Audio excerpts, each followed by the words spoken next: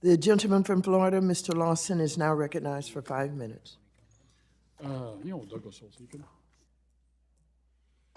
you, Madam Chair, and Chairman Powell. Welcome to the committee.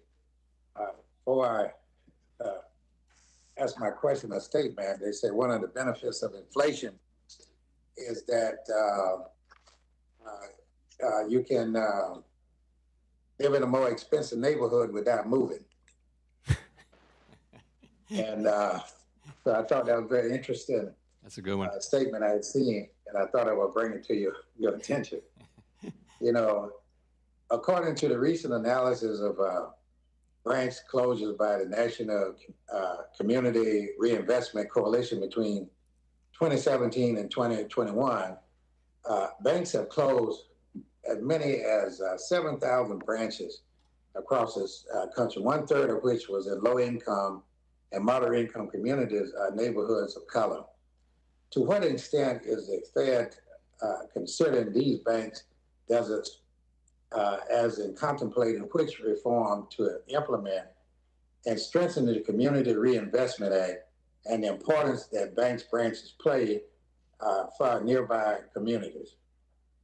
So I do think that's a focus of the CRA and also of the focus that we want to strengthen in our proposal that's out for comment.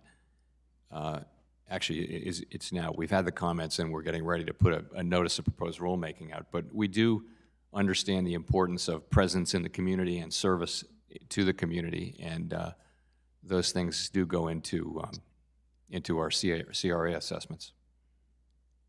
Okay.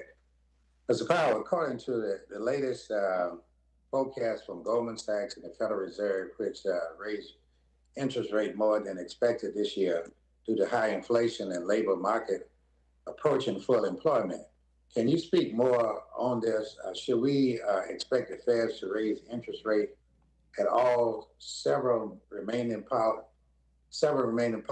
meetings this year? And should we expect the Fed's main rates to be by the end of this year?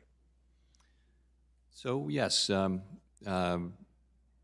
the inflation is running well above our target. The labor market is extremely tight. The economy is growing strongly, and our policy rate, we do expect to move our policy rate up in a series of rate increases this year, away from the very low setting that we put into place during the acute phase of the pandemic, and to a more appropriate level, given the fast recovery and the strong recovery that the economy has had, given the fact that inflation is running so far above our target.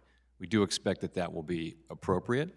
We've communicated that transparently and clearly, and markets have accepted it, and it is our plan to return to price stability while also supporting a continued expansion.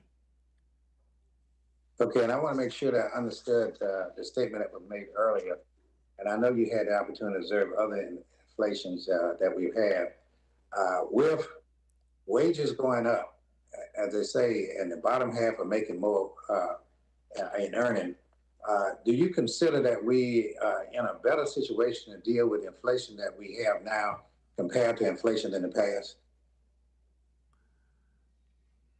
I think that this inflation is substantially higher than anything we've seen since I was in college, 50 years ago. So this is strong, high inflation, and it's very important that we get on top of it, and that's exactly what we're going to do. I would say this: the labor market is extremely strong. So from that standpoint, I do think we're in a good place from the standpoint of trying to get inflation under control.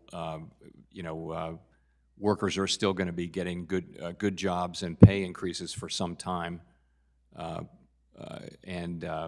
so the economy is strong, and that means the economy can take the rate increases that we're going to be making.